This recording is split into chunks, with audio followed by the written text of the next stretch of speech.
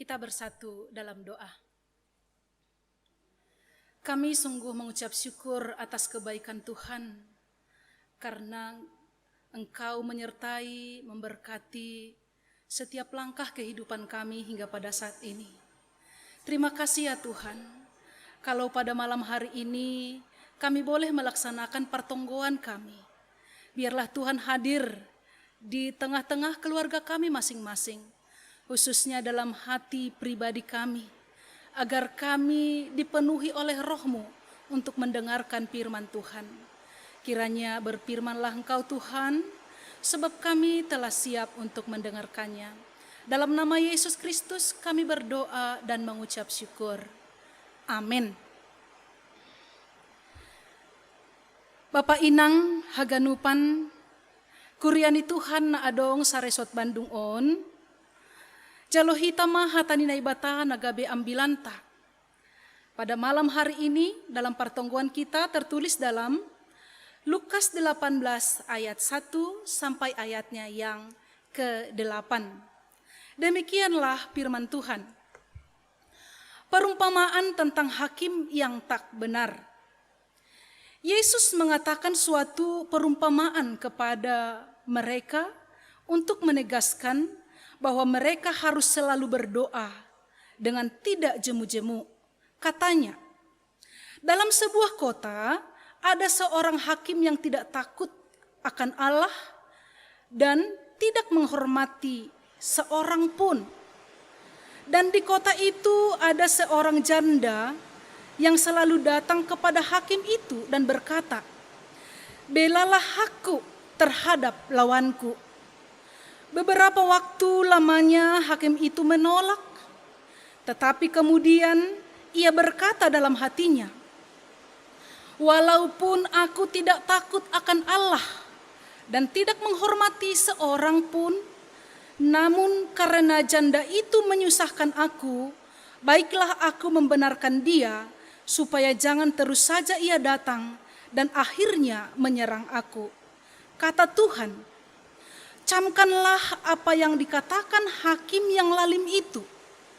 Tidakkah Allah akan membenarkan orang-orang pilihannya yang siang malam berseru kepadanya?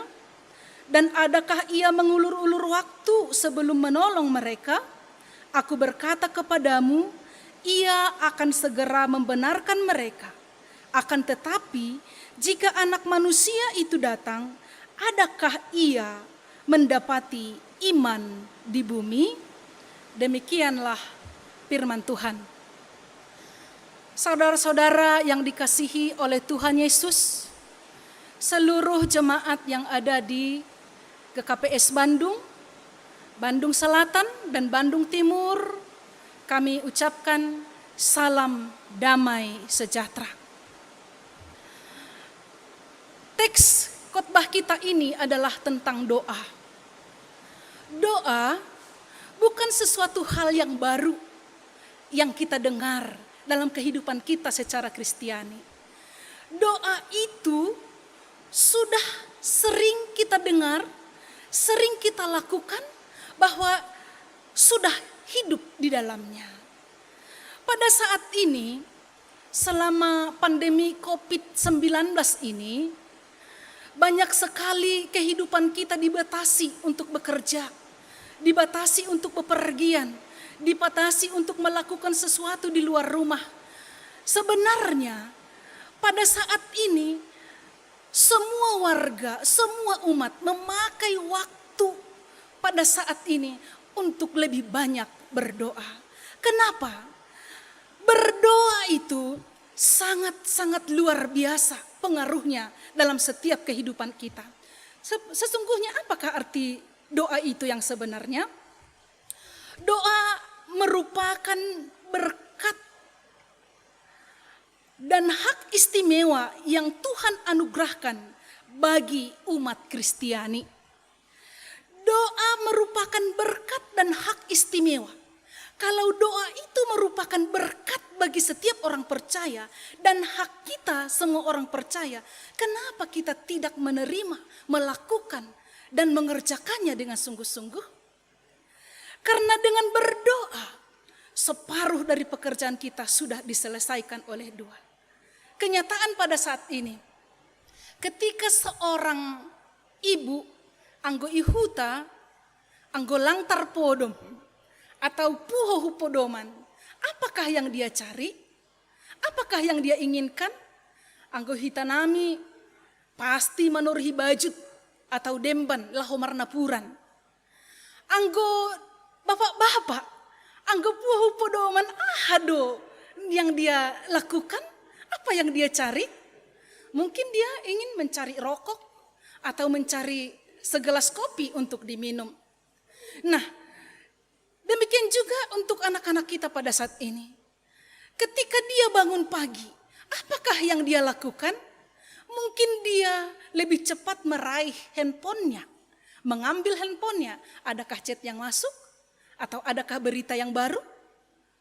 Kalau mau makan pada zaman sekarang, bukannya berdoa, tapi justru mengambil foto, melalui handphone, dipoto, baru langsung dimakan. Dengan demikian saudaraku, firman Tuhan pada saat ini mengajarkan kita, mengajarkan murid-muridnya untuk tetap berdoa. Tertulis dalam 1 Tesalonika 5 ayat 17. Yang disebutkan tetap berdoa di sini bukan doa yang berulang-ulang, melainkan dalam situasi apapun, dimanapun dan bagaimanapun hidup kita tetap dalam doa. Doa adalah merupakan bagian yang tidak terpisahkan bagi orang percaya. Doa merupakan napas hidup keberimanan kita. Ada suatu pertanyaan. Ketika kita bangun tidur kalau tidak berdoa, adakah sesuatu yang hilang atau yang kurang dari kehidupan kita? Atau ketika kita buru-buru untuk melakukan sesuatu dan lupa untuk berdoa, masih adakah kita merasa sesuatu yang tidak lengkap dalam kehidupan kita? Kalau di sini dikatakan bahwa doa itu merupakan bagian hidup dari setiap orang percaya, atau lebih tegasnya adalah napas bagi orang percaya. Yesus bukan hanya mengajari kita untuk tetap berdoa, tapi justru Yesus mengajarkan kita untuk lebih tekun dalam doa. Ketekunan dalam doa sesungguhnya diperlihatkan dalam iman kita. Ketekunan itu kita sungguh-sungguh menyerahkan hidup kita, menyerahkan persoalan kita, menyerahkan beban kita, supaya Allah turut campur tangan menentukan yang terbaik dalam kehidupan kita. Supaya Tuhan memberikan keputusan untuk menyatakan kuasanya dalam segala hidup kita, dalam setiap kehidupan kita. Untuk itu, Yesus mengajarkan kita untuk tetap tekun berdoa. Dia mengangkat sebuah gambaran melalui dua tokoh. Yang pertama adalah seorang janda. Seorang janda pada zamannya, pada zaman Yesus, itu dianggap seorang yang rendahan, tidak masuk hitungan, atau orang yang tersepelekan. Dia adalah orang yang lemah, orang yang tidak berdaya. Tidak ada kekuatan dalam dirinya untuk melakukan segala sesuatu. Dia hanya punya ketekunan dalam hidupnya. Ketika dia diperhadapkan dengan persoalan yang sangat berat dalam kehidupannya, dia tidak memiliki apa-apa. Jikalau dia mempunyai uang yang banyak, pasti dia menyewa seorang pengacara untuk menyelesaikan perkaranya. Tetapi karena dia tidak mempunyai apa-apa, dia langsung datang kepada seorang hakim. Seorang hakim yang lalim, yang tidak takut kepada Tuhan dan tidak mendengarkan manusia. Katanya kepada hakim tersebut, "Belalah hakku terhadap lawanku," atau dengan kata lain, bantulah aku untuk mendapatkan keadilan. Hakim tersebut tidak takut kepada Allah dan memiliki sikap sesuka hati. Namun dia mempunyai otoritas yang tinggi untuk menyatakan orang benar atau salah. Pertama-tama, hakim itu tidak mau tahu dan tidak peduli akan kedatangan janda tersebut. Tetapi karena janda itu terus-menerus datang kepadanya, tak jemu-jemu untuk datang kepada hakim tersebut, maka hakim tersebut merasa terusik dan terganggu, maka dia mengatakan, kehadiran janda itu menyebabkan hakim itu merasa gelisah dan berbicara pada dirinya sendiri. Sekalipun aku tidak takut kepada Allah, tidak menghormati manusia seorang pun, namun karena janda itu menyusahkan aku, baiklah aku membenarkan dia supaya dia tidak lagi datang kepadaku dan menyerang aku. Berarti hakim tersebut menolong janda tersebut hanya karena supaya tidak terusik, ingin lepas dari keluhan sang janda. Akhirnya sang hakim mengabulkan permohonan janda tersebut. Hakim tersebut tidak dapat menahan kegigihan janda tersebut. Akhirnya dia mengalah, meneliti kasusnya dan membenarkan dia. Yesus berkata kepada murid-muridnya dan kepada kita sekalian, melalui gambaran tersebut Yesus mengajarkan dan mengatakan satu kata, camkanlah itu. Apakah yang harus kita camkan melalui gambaran yang dilakukan oleh Yesus tersebut? Yang pertama adalah supaya meneladani sikap yang bertekun dalam doa. Karena sikap yang bertekun dalam doa adalah sebuah prinsip yang pantang menyerah, tidak jemu-jemu menyatakan keinginan hati kepada Allah.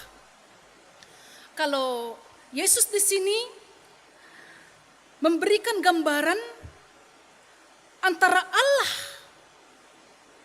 dengan hakim, jangan kita samakan. Tapi justru Yesus mau menggunakan hukum perbandingan yang terburuk dari manusia dan yang terbaik dari Allah.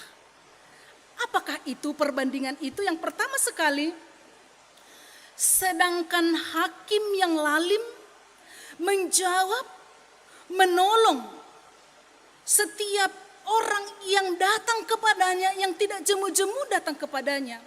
Apalagi Allah yang Maha Kasih pasti akan menjawab segala doa kita. Sedangkan kamu orang berdosa, ketika anakmu minta roti, engkau tahu pasti tidak memberi batu. Ketika anakmu meminta ikan, pasti engkau tidak memberikan ular kepadanya. Sedangkan orang berdosa tahu melakukan yang terbaik, apalagi Allah yang Maha Pemurah pasti menjawab dan memberikan segala yang kita minta kepadanya, segala yang berdoa kepadanya siang dan malam. Kita ini adalah anak dari Tuhan kita. Kalau hakim dan janda tersebut tidak memiliki hubungan baik dalam sosial, keluarga, atau agama, itu pun hakim tersebut mau menolong janda tersebut. Kalau kita umat percaya adalah umat pilihan Allah, umat yang diutus oleh Allah supaya hidup berkelimpahan damai sejahtera. Kita adalah umat pilihan Tuhan. Kita diangkat menjadi anaknya. Kita berhak memanggil Bapa kepadanya, dan dia juga menganggap kita sebagai anaknya. Yang berarti hidup kita berhak menjadi ahli waris dalam kerajaan surga. Kalau hakim tadi menjawab seorang janda tersebut untuk kepentingannya sendiri, Tapi kalau Allah menjawab segala doa kita adalah untuk kepentingan kita sendiri, untuk kepentingan umat kita. Dan Allah tidak pernah merasa terganggu akan doa-doa kita. Tapi justru ia mengatakan, datanglah kepadaku, kau yang letih lesu, supaya hidupmu akan diberkati oleh Tuhan, akan ditenangkan oleh Tuhan. Bahkan Tuhan berkata, mintalah maka kamu akan mendapat, ketoklah maka pintu akan dibukakan bagimu, carilah maka apapun yang kau minta, engkau akan menerimanya. Yang kedua, tentang jawaban doa. Sering kita dengar keluhan dari jemaat kita atau saudara kita. Kenapa ya? Saya sudah berdoa sekian lama, tapi justru Tuhan belum menjawab doa saya. Kenapa ya? Saya sudah sungguh-sungguh siang malam berdoa. Saya sudah bertekun dalam doa. Tetapi kenapa sampai sekarang doa saya belum dikabulkan Tuhan? Saudara-saudara yang dikasihi oleh Tuhan, Tuhan itu maha mendengar. Tuhan itu telah menjawab doa kita. Tapi ada satu hal yang mau Tuhan ajarkan bagi kita, supaya kita memiliki kesabaran sebelum Tuhan menjawab doa kita. Supaya kita memiliki iman yang teguh. Supaya kita beriman kepada Tuhan dengan sungguh-sungguh. Memang benar kalau nats kita mengatakan, jikalau tiba waktunya, Tuhan tidak pernah menunda-nunda. Tuhan tidak pernah menunggu-nunggu waktunya. Justru sebelum kita minta pun, Dia sudah menjawab kita. Memang bukan setiap kita minta langsung dijawabnya. Karena Tuhan tahu apa yang kita butuhkan. Tuhan mengerti apa yang menjadi kebutuhan kita. Yang penting sekarang, tetaplah bertekun dalam doa. Jangan bosan-bosannya berdoa. Baiklah kita bandingkan dengan Thomas Alva Edison. Dia gagal sebanyak 10.082 kali gagal untuk menciptakan lampu pijar. Coba kita bayangkan, jikalau dia berhenti pada posisi 10.082, pasti pada saat ini kita tidak bisa menikmati lampu pijar. Tapi karena dia tidak bosan-bosannya, tidak berhenti dengan kegagalan, dia terus berjuang supaya apa yang dia inginkan bisa dicapainya. Dan kita yakin waktu Tuhan itu adalah pasti yang terbaik bagi kehidupan kita. Seperti lagu mengatakan, waktu Tuhan pasti yang terbaik.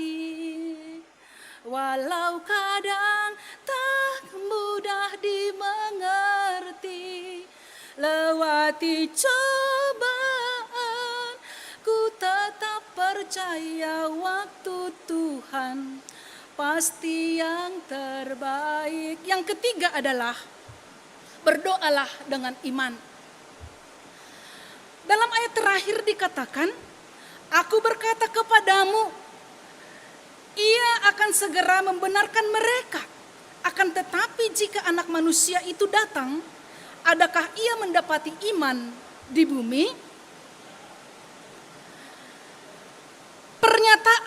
Pernyataan ini, Yesus sesungguhnya mau mengingatkan orang percaya bahwa ketekunan berdoa apakah dipengaruhi oleh iman? Apakah ketika kita berdoa masih memiliki iman kepada Tuhan? Tidak mungkin kita terus memohon kepada Tuhan apabila yang kita minta itu tidak kita yakini untuk dikabulkan. Tapi kita percaya dengan iman kita dengan sungguh-sungguh bahwa Tuhan sanggup mengabulkan setiap permohonan kita. Bahwa bagi Tuhan apa yang kita inginkan pasti ada dan pasti tersedia. Dan kita yakin dengan iman bagi Tuhan tidak ada yang mustahil. Orang percaya tetap mempunyai prinsip dalam hidupnya bahwa bagi Allah ada apapun yang kita minta. dan Allah sanggup mengabulkan permohonan kita. Keyakinan yang demikian akan membuat kita bertekun dalam doa dan tidak jemu-jemu memohon kepada Tuhan. Mari tetaplah berdoa, bukan hanya sekedar berdoa, mari tetap bertekun dalam doa. Pasti suatu saat Tuhan akan mengabulkan segala doa kita dan permohonan kita. Bukan hanya apa yang kita minta, tapi justru lebih dari apa yang kita minta, yang tidak pernah kita dengar, yang tidak pernah tumbuh dalam hati, yang tidak pernah kita ucapkan. Tuhan memberikan kepada setiap orang yang percaya kepadanya. Amin. Kita berdoa. Terima kasih bamu Tuhan. Doma ondos hatamu itongah-tongah nami, mengajari hanami, ase sungguh-sungguh kanami berdoa hubamu dengan segala kerendahan hati. Humbani bulus ni hurnami, humbani putih ni ati-ati nami. Yakin doa nami, ya jari ham doa nami Tuhan. Ase tetap tidak jemu-jemu, tidak putus-putus nih hanami memohon hubamu Tuhan. Halani yakin doa nami, segala kebutuhan nami pasti adong dobamu. Segala persoalan nami pasti Tuhan mengurupi rosi memampuhon hanami mandopakon haganupan na masa itong-atongan ni pargoluhan nami. Halaniay indoskon hanay mabamu goluh nami rosi ganupan pagorini kuryamu nabani panorang on atap adong merasa kesusahan, merasa gelisah, menderita, marsitaronon, apalagi ibagas naborit. Tuhan ibagas tonggo nami on, ajari hamas sedia martonggo hubamu. Atap ahapen na ipangindo sedia hubamu marhiti tonggo ni sedia. Itong-atongan ni keluarga ni sedia. Dalam nama Yesus Kristus, pasti ibalosi hamdo haganupan tonggoin. Ancahatenger hur nami, mangondoskon haganupan pagorini kuryamu. Rosi usaha, horja, rosi nyombah pe. Asiham matong-tong na masu-masuin haganupan. Porsay doha nami Tuhan yang terbaik, rancangan yang indah. Pasti iondoskon ham itong-atongan ni haganupan na porsaya hubamu. Ibagas goran ni anakmu Yesus Kristus Tuhan nami. Jaloham hanami riapa kuntonggo nami on. Amin.